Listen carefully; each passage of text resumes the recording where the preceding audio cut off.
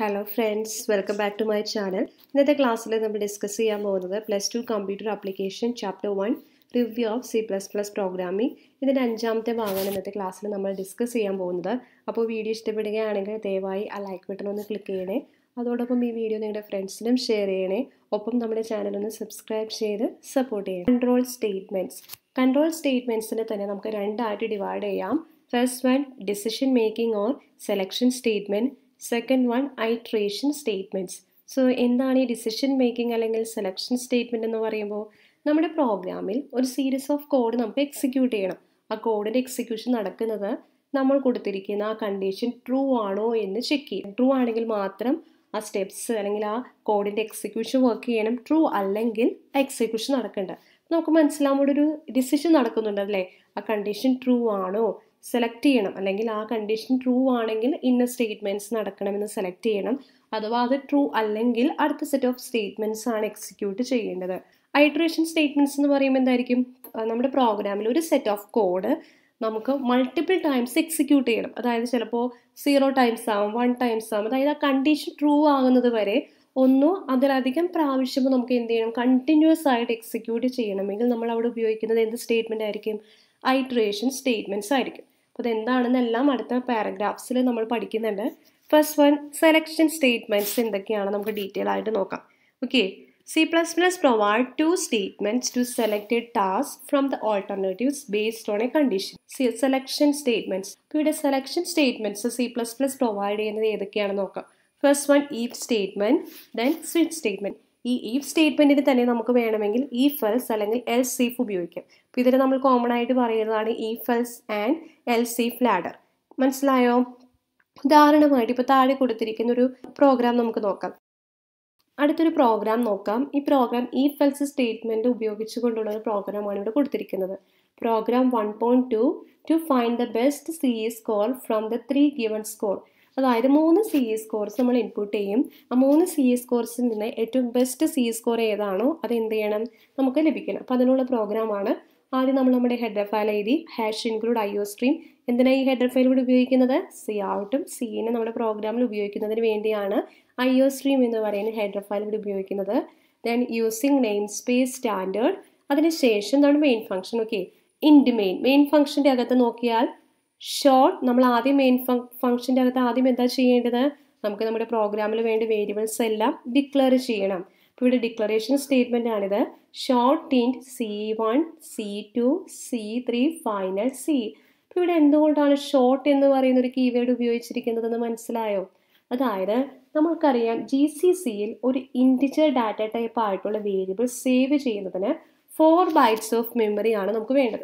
അതേസമയം നമുക്കറിയാം ഇവിടെ C1 C2 C3 എന്ന് പറയുന്ന മാർക്സ് എല്ലാം വളരെ ചെറിയ വാല്യൂസ് ആയിരിക്കും നമ്മൾ എൻ്റർ ചെയ്യുന്നത്. അതുകൊണ്ട് നമുക്ക് ഈ 4 byte ഓഫ് മെമ്മറി അവിടെ സേവ് ചെയ്യേണ്ട ആവശ്യമില്ല.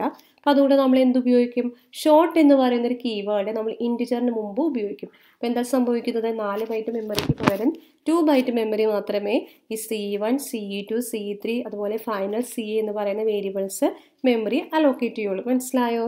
അടുത്ത സ്റ്റെപ്പ് നോക്കാം. Cout enter 3 CE scores. അതായത് enter 3 CE സ്കോർസ് എന്ന് നമ്മുടെ സ്ക്രീനിൽ ഡിസ്പ്ലേ ചെയ്ത് വരുന്നതിന് വേണ്ടിയാണ് ഈ സ്റ്റെപ്പ് ഇവിടെ ഉപയോഗിച്ചിരിക്കുന്നത്. അതിനുശേഷം Cin C1 C2 C3 അതായത് 3 വാല്യൂസ് നമ്മൾ എന്ത് ചെയ്യണം, ഇൻപുട്ട് ചെയ്ത് കൊടുക്കണം. അതിന് വേണ്ടിയാണ് Cin എന്ന് പറയുന്ന കീവേഡ് ഉപയോഗിച്ചിരിക്കുന്നത്. മാത്രമല്ല കഴിഞ്ഞ ക്ലാസ്സിൽ നമ്മൾ പഠിച്ചു ഈ ഓപ്പറേഷൻ എന്താണ്, കാസ്കേഡിംഗ് ഓപ്പറേഷനാണ് ഇവിടെ നടന്നിരിക്കുന്നത്. ഒരേ സമയത്ത് ഒരേ സ്റ്റെപ്പിൽ തന്നെ നമ്മൾ എന്ത് ചെയ്യുന്നു, 3 വാല്യൂസും എൻ്റർ ചെയ്ത് കൊടുക്കുന്നു. ഇനി അടുത്തതായിട്ട് നമ്മൾ എന്താ ചെയ്യേണ്ടത്, C1 C2 C3 ഈ 3 വാല്യൂസും തമ്മിൽ കമ്പയർ ചെയ്യണം. ഇവിടെ കമ്പാരിസന് വേണ്ടി നമ്മൾ ഉപയോഗിക്കുന്നത് ഈഫ് എൽസ് ലൂപ്പാണ്, അല്ലെങ്കിൽ ഈഫ് എൽസ് ലാഡർ ആണെന്ന് പറയാം. അപ്പോൾ നമുക്കത് എങ്ങനെയാണ് നോക്കാം. If C1 greater than C2 final C equal to C1. അതായത് C1ലെ വാല്യൂ C2വിലേക്കാണ് വലുതാണെങ്കിൽ നമ്മൾ എന്ത് ചെയ്യണം, ഫൈനൽ C എന്ന് പറയുന്നത് C1 ആയിട്ട് സബ്സ്റ്റിറ്റ്യൂട്ട് ചെയ്യണം. അതായത് final C equal to C1. അപ്പം അങ്ങനെയാണെങ്കിൽ ഫൈനൽ C എന്ന് പറയുന്നത് C1 എന്ന് പറയുന്ന മാർക്കായിരിക്കും. അല്ല എങ്കിൽ, അതായത് C1 ഗ്രേറ്റർ ദാൻ C2 എന്ന് പറയുന്നത് ട്രൂ അല്ല, അതായത് ഇവിടെ C1 ചെറുതാണ് C2 വലുതാണെങ്കിൽ എന്താ സംഭവിക്കുന്നത്, final C equal to C2 എന്ന് നമ്മൾ സബ്സ്റ്റിറ്റ്യൂട്ട് ചെയ്യണം. മനസ്സിലായോ? അപ്പോൾ ഈ ഒരു സ്റ്റേറ്റ്മെൻറ്റിനോട് കൂടി ഈഫ് എൽസിലും കൂടി അവസാനിച്ചു. ഈ ഇഫ് എൽസ് ലൂപ്പ് ഇവിടെ എക്സിക്യൂട്ട് ചെയ്ത് കഴിയുമ്പോൾ നമുക്ക് ഫൈനൽ സിയിൽ ഒരു വാല്യൂ ഉണ്ടായിരിക്കും. ചിലപ്പോൾ C1 ആണ് വലുതെങ്കിൽ C1 എന്ന് പറയുന്ന വാല്യൂ ആയിരിക്കും, അല്ലെങ്കിൽ C2 ആയിരിക്കും. അടുത്തത് നമ്മൾ എന്താ ചെയ്യേണ്ടത്? ഈ രണ്ട് വാല്യൂസും C3 ആയിട്ട് കമ്പയർ ചെയ്യണം അല്ലേ? അതാണ് അടുത്ത സ്റ്റേറ്റ്മെൻറ്റിൽ എഴുതിയിരിക്കുന്നത്. If C3 greater than final C, നമ്മൾ ഓൾറെഡി ഇവിടെ ഫൈനൽ സിയിലുള്ള വാല്യൂവിനേക്കാളും വലുതാണ് C3 എങ്കിൽ നമ്മൾ എന്ത് ചെയ്യണം? Final C equal to C3 എന്ന് എഴുതണം. ഇവിടെ C3 എന്നാട്ടോ. No else block for this if. ഇവിടെ ഒരു എൽസ് ലൂപ്പിൻ്റെ ആവശ്യമുണ്ടില്ല. ഫൈനൽ സിയിൽ നമുക്ക് ഏറ്റവും ലാർജ് ആയിട്ടുള്ള വാല്യൂ ഉണ്ടായിരിക്കും. കാരണം ഓൾറെഡി നമ്മൾ ഇഫ് എൽസ് ലൂപ്പ് കഴിഞ്ഞിട്ട് മൂന്നാമത്തെ സ്റ്റെപ്പായിട്ടാണ് ഇവിടെ ഇഫ് സ്റ്റേറ്റ്മെൻറ്റ് ഇവിടെ എക്സിക്യൂട്ട് ചെയ്തിരിക്കുന്നത്. നെക്സ്റ്റ് വൺ എന്താ ചെയ്യേണ്ടത്? ഈ നമുക്ക് കിട്ടിയ ഈ സ്കോർ ഇവിടെ ഡിസ്പ്ലേ ചെയ്യണം. C out final C score is final C return 0. അതായത് ഏറ്റവും ഫൈനൽ സി സ്കോർ ഏതാണോ അത് ഫൈനൽ സി എന്ന് പറയുന്ന വേരിയബിൾ നമ്മൾ സേവ് ചെയ്തിട്ടുണ്ട്, അതവിടെ ഡിസ്പ്ലേ ചെയ്ത് കാണിക്കും.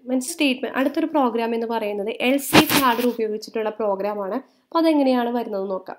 Programme 1.3 to check whether the character is upper case letter, lower case letter, digit or other characters. അതായത് നമ്മൾ ഇൻപുട്ട് ചെയ്യുന്ന ക്യാരക്ടർ അപ്പർ കേസ് ആണോ, ലോവർ കേസ് ആണോ, അല്ലെങ്കിൽ നമ്പേഴ്സ് ആണോ, അല്ലെങ്കിൽ മറ്റ് ക്യാരക്ടേഴ്സ് ആണോ എന്ന് ഡിറ്റർമിൻ ചെയ്യുന്ന ഒരു പ്രോഗ്രാമാണിത്. നമ്മൾ ഹെഡർ ഫയൽസ് എഴുതി അതിനുശേഷം മെയിൻ ഫംഗ്ഷൻ്റെ അകത്ത് CH, ഇവിടെ നമുക്കറിയാമല്ലോ നമ്മൾ ഇൻപുട്ട് ചെയ്യുന്നത് ഒരു ക്യാരക്ടർ വേരിയബിൾ ആണ്, അല്ലെങ്കിൽ ക്യാരക്ടർ വാല്യൂ ആണ്. അതുകൊണ്ടാണ് ഡിക്ലറേഷൻ സ്റ്റേറ്റ്മെൻറ്റിൽ char ഡാറ്റ ടൈപ്പ് ഉപയോഗിച്ചത്. CH C out enter A character. ഇപ്പോൾ ഇവിടെ എന്താ സംഭവിക്കുന്നത്? സ്ക്രീനിൽ എൻ്റർ എ ക്യാരക്ടർ എന്ന് ഡിസ്പ്ലേ ചെയ്യും. അതിനുശേഷം നമ്മൾ എന്ത് ചെയ്യണം? CH, അതായത് ക്യാരക്ടർ നമ്മൾ ഇൻപുട്ട് ചെയ്ത് കൊടുക്കണം. CH. അപ്പോൾ നമ്മൾ ക്യാരക്ടർ ഇൻപുട്ട് ചെയ്ത് കൊടുത്തു. ഇനി അടുത്തത് എന്താ ചെയ്യേണ്ടത്? നമ്മൾ എൻ്റർ ചെയ്ത ക്യാരക്ടർ അപ്പർ കേസ് ലെറ്റർ ആണോ എന്ന് നമ്മൾ എന്ത് ചെയ്യണം? ചെക്ക് ചെയ്യണം അല്ലേ? അതായത് if CH greater than or equal to A and CH less than or equal to Z. അപ്പോൾ ഇവിടെ ക്യാപിറ്റൽ എയും ക്യാപിറ്റൽ ഇസഡും ആണ്. അപ്പോൾ അതായത് നമ്മൾ ഇൻപുട്ട് ചെയ്ത വാല്യൂ ക്യാപിറ്റൽ എയ്ക്കും ക്യാപിറ്റൽ ഇസഡിനും ഇടയിലാണെങ്കിൽ, ഇപ്പോൾ greater than or equal to എന്ന് പറയുന്നൊരു ഓപ്പറേഷൻ ഉണ്ട്. അതായത് A തുടങ്ങി greater than or equal to A and less than or equal to Z, അതായത് ഇസഡിനേക്കാളും ചെറുതായിരിക്കണം അല്ലെങ്കിൽ ഇസഡിൻ്റെ ഒപ്പമായിരിക്കണം. അതായത് A തുടങ്ങി Z വരെയുള്ള ക്യാരക്ടേഴ്സ് ആണ് നമ്മൾ എൻ്റർ ചെയ്യുന്നതെങ്കിൽ C out upper case letter. Else നമ്മൾ പറഞ്ഞു ഈ പ്രോഗ്രാം ചെയ്തിരിക്കുന്നത് എൽസ് ലാഡർ ഉപയോഗിച്ചിട്ടാണ്. അതായത് എൽസ് കഴിഞ്ഞിട്ട് ഒരു സ്റ്റേറ്റ്മെൻറ്റ് പറയാതെ ഇവിടെ എൽസ് കഴിഞ്ഞ് വീണ്ടും ഒരു കണ്ടീഷൻ കൊടുത്തിട്ടുണ്ട് അല്ലേ? എൽസ് അല്ല CH greater than or equal to small letter A and CH less than or equal to small letter Z. അതായത് സ്മോൾ ലെറ്റർ A തുടങ്ങി സ്മോൾ ലെറ്റർ Z വരെയാണ് നമ്മൾ ഇൻപുട്ട് ചെയ്യുന്ന ക്യാരക്ടർ എങ്കിൽ C out lower case letter ആണെന്ന് display ചെയ്യണം.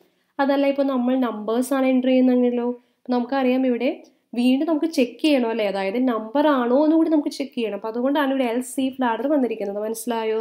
LC CH greater than or equal to 0 and CH less than or equal to 9. CH 0യ്ക്കും 9നും ഇടയിലുള്ള വാല്യൂ ആണെങ്കിൽ സി ഔട്ട് ഡിജിറ്റ്.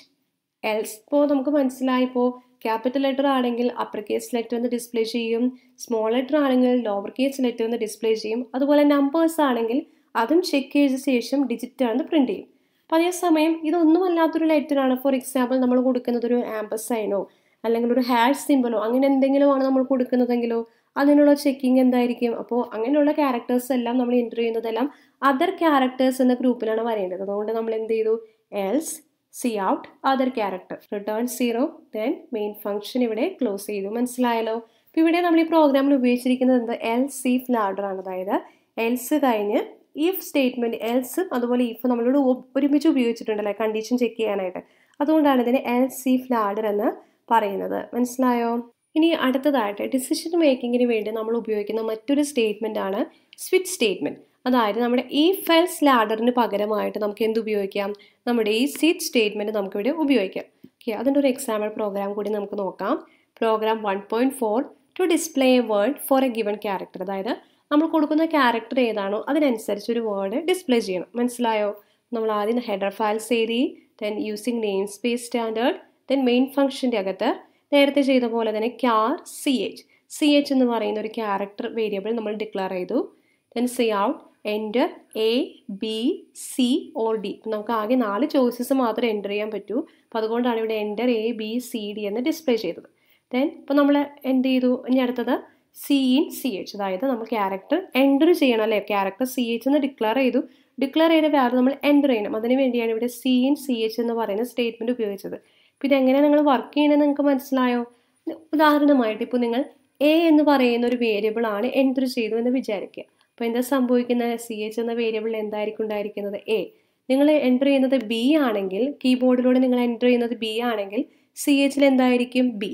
കീബോർഡിലൂടെ എൻ്റർ ചെയ്യുന്നത് സി ആണെങ്കിൽ സി എച്ച് എന്ന് പറയുന്ന വേരിയബിളിൽ സി ആയിരിക്കും.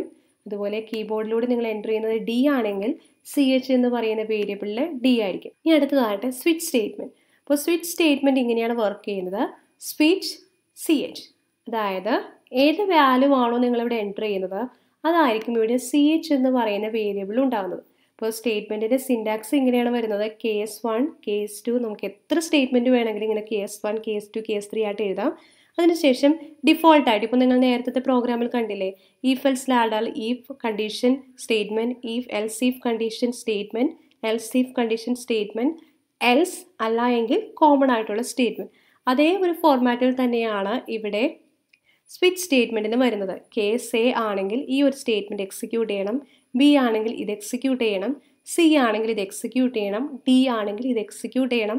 അല്ല ഈ 4 സ്റ്റേറ്റ്മെൻറ്റും അല്ല വരുന്നതെങ്കിൽ ഡിഫോൾട്ട് ആയിട്ടുള്ള സ്റ്റേറ്റ്മെൻറ്റ് അവിടെ എക്സിക്യൂട്ട് ചെയ്യണം. മനസ്സിലായോ? അപ്പോൾ നമുക്ക് നോക്കാം എങ്ങനെയാണെന്ന്. അപ്പോൾ സ്വിച്ച് സി എച്ച്, അതായത് എ ആണ് നമ്മൾ എൻ്റർ ചെയ്യുന്നതെങ്കിൽ കേസ് എ സി ഔട്ട് അബാക്കസിന് പ്രിൻ്റ് ചെയ്ത് വരും. ദെൻ ബ്രേക്ക്, അതായത് നമുക്ക് എ എന്ന് പറയുന്ന വേരിയബിൾ ആണ് നിങ്ങൾ എൻ്റർ ചെയ്തത്. അപ്പോൾ ആദ്യത്തെ ഈ ഒരു കണ്ടീഷൻ മാത്രം എക്സിക്യൂട്ട് ചെയ്താൽ മതി. ബാക്കിയുള്ള കേസൊന്നും ഇവിടെ നോക്കേണ്ട ആവശ്യമില്ല, കാരണം ബിയും സിയും ഡി ഒന്നും നോക്കേണ്ട ആവശ്യമില്ല. അപ്പോൾ അതുകൊണ്ട് ബ്രേക്ക് എന്ന് പറയുന്ന സ്റ്റേറ്റ്മെൻറ്റോട് ഉപയോഗിക്കുന്നു. ബ്രേക്ക് ഉപയോഗിക്കുമ്പോൾ എന്താ സംഭവിക്കുന്നത്, കറൻ്റ്ലി എക്സിക്യൂട്ട് ചെയ്യുന്ന ലൂപ്പ് ഏതാണോ അല്ലെങ്കിൽ ആ സ്റ്റേറ്റ്മെൻറ്റ് ഏതാണോ അതിൽ നിന്ന് ബ്രേക്ക് ചെയ്ത് ആ ലൂപ്പിൻ്റെ പുറത്തേക്ക് പോകും. ലൂപ്പിൻ്റെ പുറത്തേക്ക് എന്ന് പറയുമ്പോൾ സ്വിച്ച് സ്റ്റേറ്റ്മെൻറ്റിൻ്റെ പുറത്തേക്ക് പോകും. അപ്പോൾ ഓൾറെഡി നമ്മുടെ പ്രോഗ്രാമോട് അവസാനിച്ചു. അതേസമയം നിങ്ങൾ ബി ആണെങ്കിലോ എൻ്റർ ചെയ്തത് സി ഔട്ട് ബൈനറി എന്ന് ഡിസ്പ്ലേ ചെയ്യും. Then break. സി ആണ് നിങ്ങൾ എൻ്റർ ചെയ്തെങ്കിലോ സി ഔട്ട് കമ്പ്യൂട്ടർ എന്ന് ഡിസ്പ്ലേ ചെയ്യും. ബ്രേക്ക്. കേസ് ഡി ആണ് നിങ്ങൾ എൻ്റർ ചെയ്തെങ്കിലോ സി ഔട്ട് ഡീബഗ്ഗിംഗ് എന്ന് ഡിസ്പ്ലേ ചെയ്യും. ബ്രേക്ക്. അതേസമയം ഈ 4 ക്യാരക്ടേഴ്സിൽ ഒന്നുമല്ല നിങ്ങൾ എൻ്റർ ചെയ്തത്. അപ്പോൾ സി എച്ചിൽ വേറെ ഏതെങ്കിലും ഒരു ക്യാരക്ടർ ആയിരിക്കും. അങ്ങനെയുള്ള ഡിഫോൾട്ട് ആയിട്ടുള്ള സ്റ്റേറ്റ്മെൻറ്റ് ആണ് ഡിസ്പ്ലേ ആവുന്നത്. അതായത് സി ഔട്ട് ഇൻവാലിഡ് ഇൻപുട്ട് എന്ന് പറയുന്ന സ്റ്റേറ്റ്മെൻറ്റ് അവിടെ എക്സിക്യൂട്ട് ആവും. ക്ലിയർ ആയല്ലോ? അപ്പോൾ ഈ ഒരു പ്രോഗ്രാംസ് എല്ലാം യൂസ് ചെയ്തിരിക്കുന്ന കോൺസെപ്റ്റ് എന്താ, മൾട്ടി ബ്രാഞ്ചിങ്. അതായത് different cases are given out of which only 1 will be executed.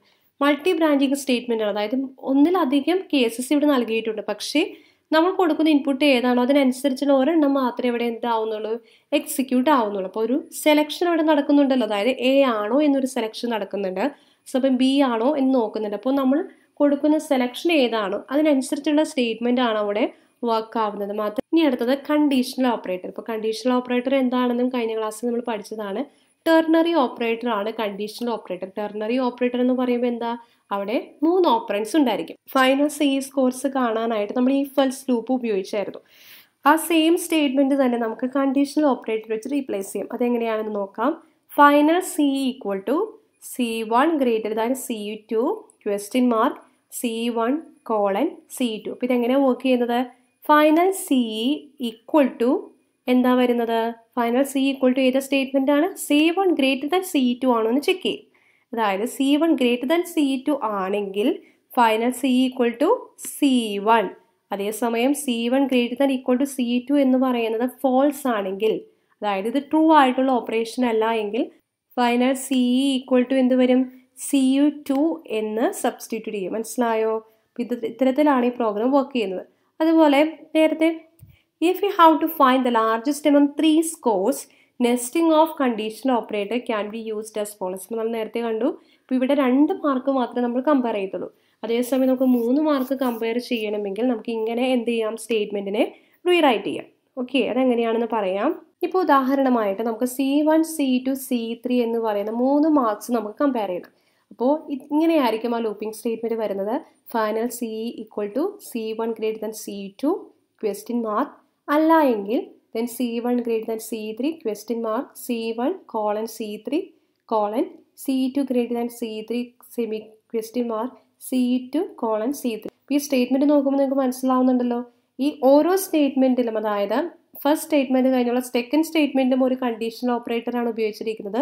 Third സ്റ്റേറ്റ്മെൻറ്റിന് ഒരു കണ്ടീഷണൽ ഓപ്പറേറ്ററാണ് ഉപയോഗിച്ചിരിക്കുന്നത്. അപ്പോൾ ആദ്യം എന്താ സംഭവിക്കുന്നത്, ഫൈനൽ C = C1 > C2 ഈ ഒരു സ്റ്റേറ്റ്മെൻറ്റ് ട്രൂ ആണോ എന്ന് നോക്കും.